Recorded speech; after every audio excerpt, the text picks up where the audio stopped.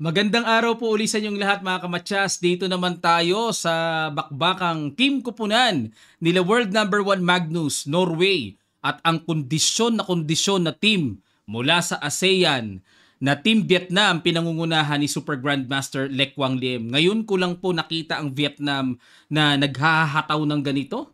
Halos marami silang nalampasan or tinalong teams na underdog sila.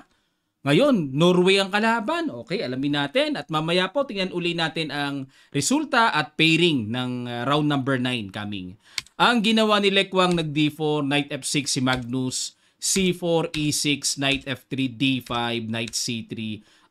Nag-semi-slab naman si Magnus. Bishop G5, Knight BD7, E3, at nag-H6. Ayan, naalala ko yung tinira ni GM Ino, yung nag-Queen A5 siya. Sino ba kalaban niya? Si Fedosib, di ba? Nanalo si GM Ino, no? Dito nag-H6. Yan talaga ay mundo at mainline ng semi-slab. Rook C1, Castle, A3, A6, at kumapture sa D5, capture. Nag-Queen C2 at yan ang lumalabas na novelty ni Lekwang dahil ang madalas gawin dito Bishop D3 develop lang talaga at Knight D2. Ayan, nauwi na po sa from semi-slab na uwi na sa Queen's Gambit decline Bishop G5 variation. Knight E8 hamon ng Bishop Bishop G3 at kasi kung kakapturein yan ay makapagbibigay luwag sa developments ng Black. Knight D6, maluwag yan. Kumpara dito sa Bishop G3, kahit papaano yung mga pyesa dyan, lalo na yung Bishop ay nakakapagpasikip sa galawan. Nag-Bishop D6, talagang hinahabol ni Magnus Bishop D3 at kinapture na at nag-Knight DF6, Knight E5, Knight D6 at nag-F3. Ayan, ang plano nito ay pangalagaan yung E4 na wag makalundag mamaya. At the same time, may nakikita akong pagbabadyang atake na gagawin ni Lekwang na titira siya ng G4. Yan, G4. Tapos baka humataw ng basag, no? Pero idea lang naman. Nag-Rook E8, Knight E2. Saan pupunta tong Knight? Pupunta sa E4, F4. Knight D7, neutralize at nag-Rook H5. Kakaiba. Rook ang pinangdepensa. Sa bagay, kung F4 ang gagawin dito ay baka balikan lang ng Knight tapos pupunta na sa E4. So, provoking, pinoprovoke ang puti to play F4. Ngayon, kung kakapture naman, walang magagawa weak pa nga yung pawn sa E3, lalabas. So, ito pong Rook H5, yan din ang tira ng computer engine. Grabe pala yung tira na yan. F6, paalis na. Wala bang mga sundot ng check dyan? Parang ang sarap pag-checkin yan dyan Kinapture lang. Kasi po dito, mukhang nakakaakit yung check. Pero ang ititira lang ay King H8. Parang nakakaakit uli yung check dyan, pag sinacrifice yung bishop. Yun nga lang, pag chumik doon, King G8, wala. Bitin lahat ang magiging atake. Hanip magkarkula talaga tong si Magnus, Kaya napilitan kumapture na lang sa D7, capture, at nag-King F2, depensa, nag-F5. F5 para hindi maka E4, hindi rin maka G4. Tapos, space na rin sa Queen, mamaya Queen F6. Rook E1 at dito ay mukhang naiirita si Lekwang na parang may atake dyan mamaya sa E3, baka pilahan ng Queen E7, dinipensahan niya kagad ng maaga, aalisin na lang ang Knight, depensado na ang pawn sa E3. Pero dito mga kamatyas, merong panggulat na ginawa si Magnus na parang ang hirap ng mapansin, meron na palang ganon. Pwede nyo pong pakiguess, pang puzzle sa ilang sandali lang, tutuloy kagad natin. Start.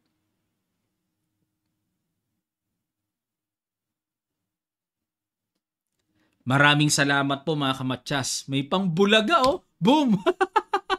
Hanip talaga si Magnus talaga. Hanip talaga. Parang monster na maraming mata, no? May ganyan na pala. Kinapture. Check ko. Kuha yung tore. Gravity talaga tong si Magnus. Gravity. Queen C5. Ayan. At hindi naman nauubusan ng pag-asa si Lekwang na makapanggulo. Threat sa Knight. Nag-Queen G6. Depensa lang. At nag-Queen B6. Parang nagalit si Lekwang Yan ang gusto mo mangyari Kalikot ang mga hinahanap Queen F6, samantalang si Magnus pa islog-islog lang. Queen C7, Bishop E8.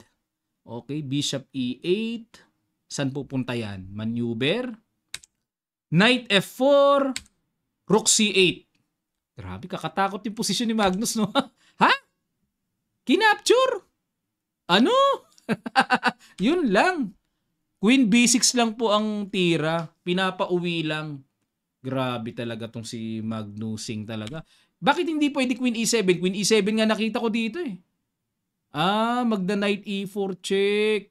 I-disconnect. Madi-disconnect ang tore. Pero ang continuation, Bishop takes E4. Oh, hindi naman... May ganito pa eh. May ganun pa eh. Check. O, di ba? Kuha yung queen, pero iilag yung king. Tapos knight E6 check. King F7, knight G5 check. King F6, knight H7 check. Ha! Tabla. O, di ba? May panabla pa oh. Capture, si takes D5, knight F8 check, king F6 and pag kinapture ba yun, ano mangyayari? Baka makulong yung knight. Rook E3 lang ang ginawa eh. Baka makulong kasi yung knight, no? Parang gusto kong kainin yun pero magbi-bishop C6. Ay, oo. Threat. Okay? So, kaya pala rook E3 lang ang ginawa. Pero, etc. Pwede rin pala yung nakita ko. Yun nga lang, nakita ko yung continuation sa computer. Pero, balik tayo sa ginawa ni Lekwang. Grabe, nag-exhibition si Lekwang. Capture. Nasa isip niya, 3 pyesa. Sa isip niya, 3 pyesa to. Teka muna. Parang ganun, no? 3 pyesa sa isang queen. Queen takes D4 check. Yun nga lang, may limas na ganun G5, pinaalis muna yung knight. Naku po, todas. So dito, nag-exhibition si Lekwang. Rook F8 check. Nakitang-kita pag kinapture, may knight E6 kuha yung queen, di ba? Obligado, king E7, only move. Knight G6 check and king D6. At nag-bishop takes F5. Queen takes B2. Yun lang. Kasi 3 pyesa man yan, pero dahil sa malilimas yung mga pawns, ang mabigat na kalaban ng puti dito, yung gagapang na pass, pawns ng black. F4, Queen takes A3, nilimas lang yung mga pawns. So King F2, depensa kasi talagang kukunin yan. A5, yan ang mabigat na kalaban dito ng puti. Yung paunti-unting gapang na yan. Yan ang mabigat dyan, yung gapang na yan mga kamatsas. Rook F7, check. Angat lang, wala namang mate. Queen B2, check.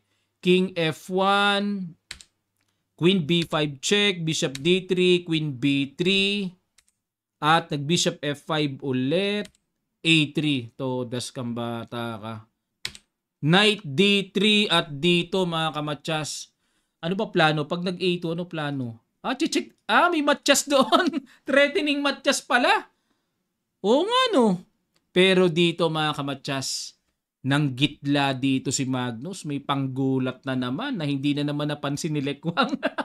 Lagi siyang nagugulatan Ano kaya yon? Brilliant move na binitawan ni Magnus, unexpected sa mata ng tao. Sa ilang sandali lang, tutuloy kagad natin. Start!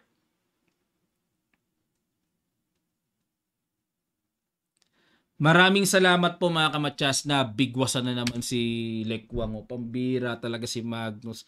May sacrifice na pala na ganon? Mapapaano ka talaga Ano? Pag A2, unstoppable yung A. Grabe talaga ka. Beautiful talaga. Grabe. Kumbaga sa mukha ng ang ganda ng mukha. Rook B7, A1 queen. Hindi pala mahabol yung paspo na yon. Grabe ka talaga, Magnus. Pag Queen G1, resign na po si Lekwang kasi wala na, lilimasin na ng lilimasin yan halimbawa, ituloy pa. King F3 para may suporta. Wala na, GG4 na Capture and Queen D1 check lang pala. Bush, kuha pa yung bishop. Hindi yung pawn. At yung 2 connected pass pawns talaga ang totoda sa puti dyan mga kamatsas. Grabe talaga. Mapapasipul ka talaga sa ganda ng mga diskarte ni Magnus, no? May 2 dibulag na tirang ginawa si Magnus. Di nakita ni Lekwang talaga yon. Talagang hirap makita sa human eye pero binibitawan ni world number 1. Grabe. Pero ang naging resulta po ng team nila, not bad for Vietnam. 2-2 mga kamatsas. Grabe talaga 2-2. Ito po, tingnan nyo yung resulta. Ang galing ng Vietnam talaga ngayon. Grabe lakas ng Vietnam yan 2-2. Ang board 2 tabla, Let One Min, yung si Let One Min o si Wonderful Time. 'Di ba sikat na streamer to? Siya ang scorer mga kamatsas, scorer ng Vietnam talaga. Wala pa yatang talo si may talo na ba to? Anong score ni Let One Min? Yung tabla yung board 4, si Trant One Min, nakaka-chat ko po sa WhatsApp. Kasi isa yan sa naimbitahan natin si Trant One Min sa nakaraang Kamatsas round robin natin. Nagbe-message siya, kailan uli ang round robin? I love to come back, sabi niya gano'n. Pero itong si Let One Min, grabe, wala pa yatang talo, wala pang talo mga kamatsas, grabe kamamo pala to. Ang lupit. Ano siya ang score niya ay 6.5 out of 8 rounds at with 23.5 additional rating points. Grabe, lakas. Magsusuper GM itong si Wonderful Time. Wonderful Time ang pangalan nito sa stream niya Ang kanyang username, Wonderful Time sa chess.com. Ayan. At yung ating pong pambato na si Denden ay pinahinga muna kahapon kasi galing sa pagkatalo, pero definitely mamaya baka lalaro na po uli si Denden. So abangan po natin mga kamatsas. At muli po sa darating na September 23, God willing, magpapasimula ng ating online training for beginners, intermediate and advanced. Kayo po ay mag-register na sa mga gustong mag-improve sa chess, gusto pang ma-enhance at maging up to the mastery, mag-register na po kayo. Tuloy-tuloy po ang ating training sa online. Maraming salamat. Magkita-kita pa tayo sa mga susunod pang chess updates.